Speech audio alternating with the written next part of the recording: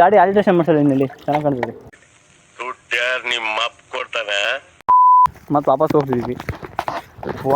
ಏನೋ ಮಾಡಂಗಿಲ್ಲ.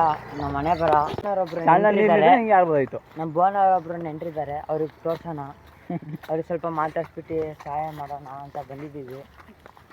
ಅವ್ರಿಗೆ ಸಹಾಯ ಮಾಡೋಣ ಕೊಡುವ. ಅಣ್ಣ ಆರಾಮಿದ್ದೀರಾ? ಎಂತ ದೊಡ್ಡ ತಿಕ್ಕಲು ಹುಡುಕ್ ನನ್ನ ಮಕ್ಕಳು. ಅವ್ರು ಆರಾಮ ಇರ್ತಾರೆ. ಏನೋ ಅನ್ಬಲ್ಲ, ನೋ ರಿಯಾಕ್ಷನ್.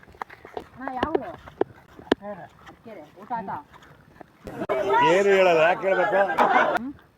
ಎಷ್ಟು 2 ಹಸು ಇರೋದು? ಎಷ್ಟು ಲೀಟ್ರ್ ಹಾಲು ಕೊಡುತ್ತೆ? 3 6 ಲೀಟ್ರ್ ಕೊಡುತ್ತೆ ಬೇಕಿತ್ತು.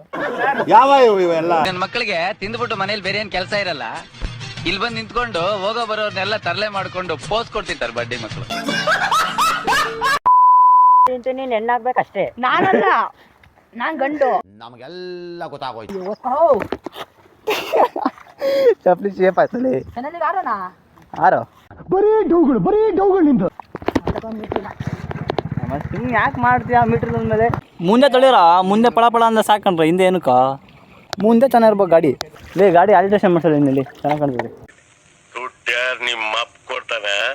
ಬೆಳಗಾಯ್ತಾನ ರಿಮ್ ತೊಳಿತಾ ಅದು ನನಗೆ ಕಣ್ಣು ಕಾಣ್ತತೆ. ಬೆಳಗಾಯ್ತ ಕೇಳಿದ್ದು ಕೂತ್ಕೊಂಡು ಅಷ್ಟೇ. ಭಾಳ ಮಾಡ್ಬಿಡ್ತು ನಿನ್ನ ಕಡೆಯಿಂದ ಎಲ್ಲ ಹಾಳಾಗಿದ್ದಲ್ಲ ಅಲ್ಲಿ. ನೀನು ಯಾಕಾರ ಕರ್ಕೊಂಬಂದು ಏನೋ ನನಗೆ ಗೊತ್ತಿಲ್ಲ ಕಣ. ಸುಮ್ಮನೆ ಇರ್ಬೇಕಾಯ್ತು ನಮ್ಮ ಮನೆಗೆ.